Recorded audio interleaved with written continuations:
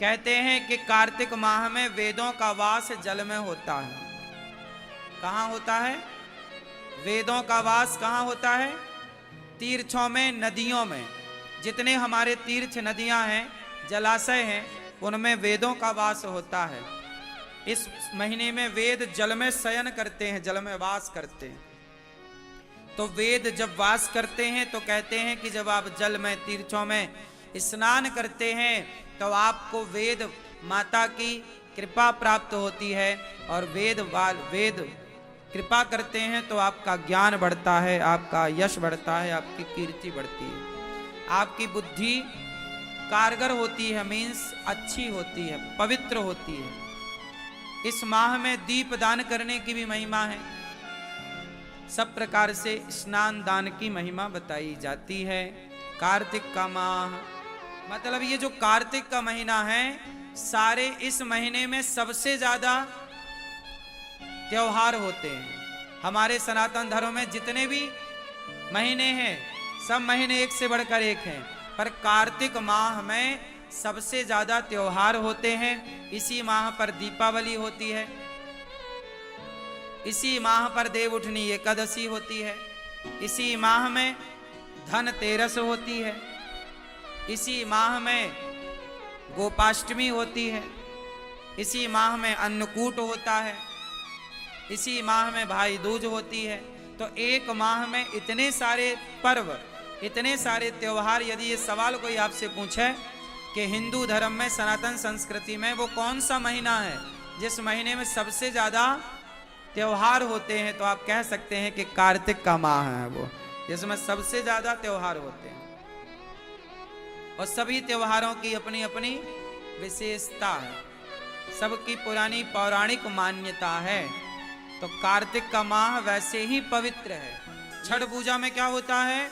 भगवान सूर्य की उपासना होती है, भगवान सूर्य की पूजा होती है। बिहार में और यूपी में ये पर्व बहुत धूमधाम से मनाया जाता है।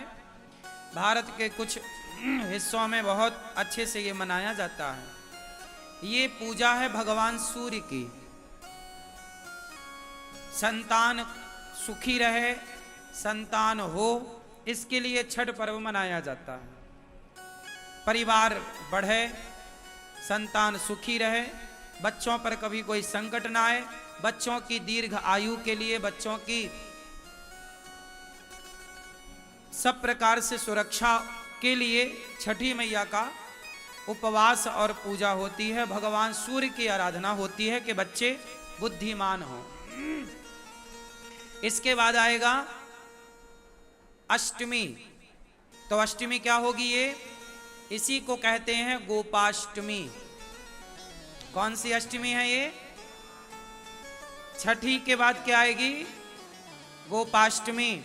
और गोपाष्टमी का मतलब है आज के दिन, मतलब गोपाष्टमी के दिन भगवान क्या किए थे? गैया चराना शुरू किए थे। इसलिए गोपाष्टमी में, इस कार्तिक में भगवान ने गाय चराना स्टार्ट किया। इसलिए गोपाष्टमी और इस कार्तिक के माह में गौदान की भी बड़ी महिमा है। गोपाष्टमी में गाय को चारा, गाय की सेवा, गाय को पूजा, भगवान सब प्रकार से गाय की सेवा करते हैं, आप भी करिए। और गोपाष्टमी के बाद क्या आएगा? नवमी। कौन सी नवमी? बोलो। हाँ हाँ हाँ हाँ, अक्षय नवमी बोलते हैं, आंवला नवमी भी कहते हैं। कौन सी नवमी? इस आंवला नवमी के दिन कहते हैं कि आंवले के पेड़ पर ही भगवान श्रीमन्नारायण का वास होता है। आंवला नवमी के दिन, जैसे रविवार को, एकादशी को तुलसी पे भगवान नारायण का वास होता है, उसी दिन, उसी प्रकार आंवला नवमी को अक्षय नवमी भी कहते हैं। इस दिन आंवला दान करने की महिमा है। इस दिन आंवले के पेड़ के नीचे बढ़िया भोजन प्रसादी बना करके वहाँ पाने की, भोजन करने की, भोजन कराने की बड़ी महिमा है।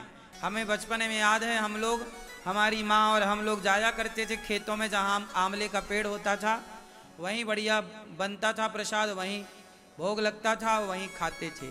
आंवला भी खाया करो, ये औषधि है। तो अक्षय नवमी कहते हैं, अक्षय नवमी के दिन किया गया कोई भी पुण्य अक्षय फलदायी होता, उसका कभी क्षय नहीं होता। तो आंवले का पेड़ घर में लगाइएगा और आंवले की पूजा करिएगा। देखो हमारे जो त्योहार हैं कितने वैज्ञानिक हैं कि हम लोग पेड़ पौधों की पूजा करते हैं, आंवले के पेड़ की पूजा, ये प्रकृति की पूजा है। फिर आएगी एकादशी। कौन सी एकादशी? हाँ, देव उठनी एकादशी, इसे बड़ी एकादशी भी कहते हैं, बड़ी 11 देव उठनी एकादशी। इस एकादशी के दिन ही भगवान श्रीमन नारायण का, भगवान शालिग्राम जी का तुलसी जी के साथ विवाह होता है। तो आप लोग भी विवाह करिएगा, यहां होगा, आप लोग सब दर्शन करेंगे। फिर इसके बाद क्या होगा? पूर्णिमा, कार्तिक पूर्णिमा। मतलब ये जो कार्तिक का महीना है, सारे इस महीने में सबसे ज्यादा त्योहार होते हैं। हमारे सनातन धर्म में जितने भी महीने हैं, सब महीने एक से बढ़कर एक हैं, पर कार्तिक माह में सबसे ज्यादा त्योहार होते हैं। इसी माह पर दीपावली होती है,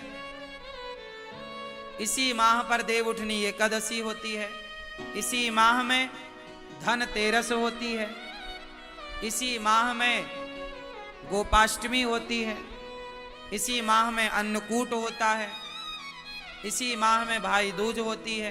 तो एक माह में इतने सारे पर्व, इतने सारे त्योहार। यदि ये सवाल कोई आपसे पूछे कि हिंदू धर्म में, सनातन संस्कृति में वो कौन सा महीना है जिस महीने में सबसे ज्यादा त्योहार होते हैं, तो आप कह सकते हैं कि कार्तिक का माह है वो, जिसमें सबसे ज्यादा त्योहार होते हैं।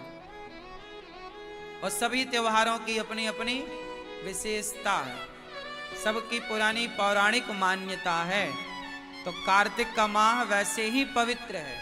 ये व्रत का, इस माह में कहते हैं तीर्थों में स्नान करने का बड़ा महत्व है। आप लोग वृंदावन में हो तो यमुना जी ही स्नान करने जाया करो। क्यों? कहते हैं कि इस माह में ही एक राक्षस ने वेदों को जल में छिपाया था। कहते हैं कि कार्तिक माह में वेदों का वास जल में होता है। कहाँ होता है? वेदों का वास कहाँ होता है? तीर्थों में, नदियों में। जितने हमारे तीर्थ नदियां हैं, जलाशय हैं, उनमें वेदों का वास होता है। इस महीने में वेद जल में शयन करते हैं, जल में वास करते हैं। तो वेद जब वास करते हैं तो कहते हैं कि जब आप जल में, तीर्थों में स्नान करते हैं तो आपको वेद माता की कृपा प्राप्त होती है, और वेद कृपा करते हैं तो आपका ज्ञान बढ़ता है, आपका यश बढ़ता है, आपकी कीर्ति बढ़ती है, आपकी बुद्धि कारगर होती है, मीन्स अच्छी होती है, पवित्र होती है।